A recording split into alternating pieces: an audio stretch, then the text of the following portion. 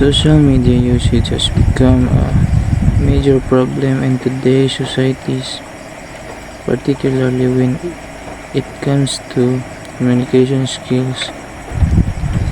While it connects us virtually, it often replaces face-to-face interaction, leading to a decline in our ability to communicate effectively in real-life situations.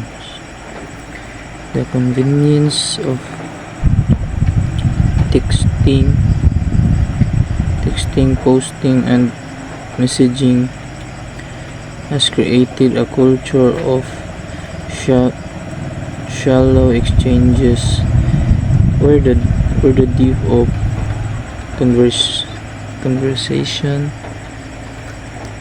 is sacrificed for speed and convenience. As a result, many individuals struggle with critical communication skills like active listening, interpreting body language, and holding meaningful discussions. This lack of practice in real-world conversation can have serious implications for personal relationships, professional growth, and social cohesion. Because of this problem, I become up with a study entitled The Impact of Social Media Usage on the Communication Skills Among Grade 12 Small Students. Globally, the impact of social media on communication and overall well-being has become a pressing concern. 92% of teenagers worldwide use social media daily, with an average of 3 hours spent on platforms such as Instagram, Snapchat, and Twitter. This extensive usage has been linked to a decline in Bangladesh. Revealed that 12.6% of communication students experience high level of communication skills. 4.7% have medium skills, indicating a significant portion of students struggle with effective communication. Communication skills among students in Bangladesh have been a growing concern, particularly in the context of educational performance and social interactions. In the Philippines, the extensive use of social media among students is significantly impacting their communication skills, particularly in verbal, nonverbal, and written aspect. In Asuncion, Davao del Norte, particularly in Sagayan National High School, the researchers have conducted an interview on grade 12 small students. Within the school, the researchers have found that 6 out of 10 participants have agreed that social media has an impact of communication skills. Research objectives.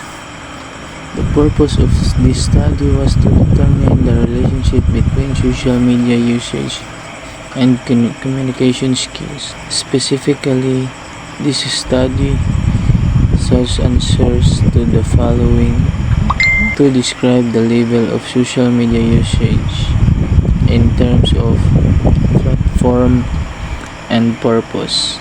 Number 2, describe the level of communication skills in terms of verbal, non-verbal, and written. Number 3, to determine the significant relationship between social media usage and communication skills among small students. Number 4, to determine which domain in social media usage significantly affects communication skills. Hypothesis. The research hypothesis was tested at 0.05 level of significance. Number 1. There is no significant relationship between social media usage and communication skills among grade 12 small students. Number 2. There is no domain of social media usage that significantly affect communication skills among grade 12 small students. Theoretical framework. In relation to study research problem, this theory of Goffman's presentation of self-help support and give a comparison to the way a person presents himself and the usage of social media and effective communication. Katz-Lamler and Garvett proposed the use and gratification theory, which hold that people actively pick media to meet certain wants and desires rather than passively ingesting content. This theory explains why people engage with social media platforms for a variety of reasons, including seeking pleasure, making social media connections, self-expression, learning new things. Albert Mehrabian's communication theory emphasizes the significance of verbal and non-verbal elements in conveying messages, particularly in emotional contexts. He found that the effectiveness of communication relies on 3 key components. Figure 1 shows the conceptual paradigm of the study. The independent variable is social media usage with the following indicators: platform and purpose, while the dependent variable is communication skills with the following indicators: verbal, non-verbal, and written. This study will utilize a quantitative non-experimental design with a descriptive correlational technique to examine the relationship between two identified variables. In this investigation, the respondents will be grade 12 small students in the Sagayan National High School. The respondents were taken from the absolute population of 48. In deciding the sample size, complete enumeration was utilized. Mean. This will be used to measure the level of social media usage and communication skills. Thus, this will be utilized. Person R. This will be used to determine the significant relationship between social media usage and communication skills. Hence, this will answer question. Registration analysis. This will be used to determine which domain of social media usage usage significantly influence communication skills. The data on social media usage level is presented in Table 1. According to platform and purpose, it is noted in the table that the grand mean is 2.72 in a descriptive equivalent of moderate. This indicates that there is a moderate level of evident social media usage. The information about the level communication skills is provided in Table 3, which distinguishes between verbal, nonverbal, and written. The overall average, which can be interpreted as a moderate level of communication skills, is 2.85 according to the descriptive equivalent. Shown in Table 3 are the results of the list of significance on the relationship between levels of social media usage and communication skills. As reflected in the table, the overall R value of social media usage in 0.71 with p-value of 0.0. This implies the rejection of this hypothesis. This means that there is a significant relationship between social media usage and communication skills. The R-squared for social media usage, which is 0.84, means that 84% of variation in communication skills could be attributed to social media usage. Domain is social media usage significantly affects communication skills. The study's result in Table 5. All of p-values are 0.00, which is considerably less than 0.05. Therefore, all of the indicators are rejected. This implies that the utilization of social media is more likely to increase the communication skills of the learners. This means that there is statistically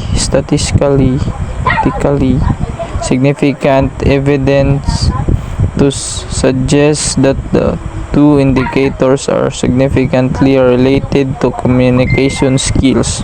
Summary of findings. Number 1. The level of social media usage among grade 12 SMAU students has an overall mean of 2.72 with a descriptive equivalent of moderate. Number 2. The level of communication skills has an overall mean of 2.85 with a descriptive equivalent of moderate. Number 3. There is a statistically significant relationship between social media usage and communication skills of grade 12 SMAU students, as indicated by a probability value of 0.00 and a significance level of 0.05, leading to the rejection of the null hypothesis. Number 4. In statistical terms, there is significant evidence to reject the idea that social media usage of grade 12 SMAU students is impacted by communication skills, as the calculated probability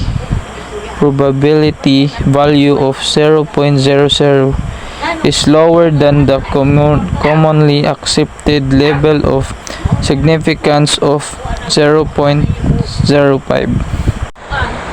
Conclusions. Number 1. The level social media usage is moderately evident. Number 2. The level of communication skills is moderately evident. Number 3. There is a significant relationship between social media usage and communication skills. Number 4. Social media usage is significant in predicting the communication skills of the grade 12 SMAU students. Recommendation. Number 1. It is recommended to the school to integrate social media into academic activities by using it for collaborative projects, sharing educational content, or fostering communication in study groups. Number 2. It is recommended to create opportunities that enhance their awareness and use to discuss, encourage activities such as role-playing, group discussion, and presentation, where they can practice interpreting and expressing non-verbal signs. Number 3. It is recommended that the teachers and parents should encourage to use social media platforms for meaning engagement, cooperation, and expression rather than passive consumption or shallow interactions. Number 4. Focus on how frequent use of platforms affects verbal, nonverbal, and written communications. Number 5. Students should ensure they use the social media as a tool to improve their communication skills. Number 6. Students should put in more efforts to improve upon their communication competence. Number 7. The students should equally be mindful of the fact that writing makes an exact person. Therefore, they must not allow codes and abbreviations hamper the knowledge of good spelling skills expected of them and their writing skills. Number 8. Social media influence on communication skills, opportunities, and challenges for students.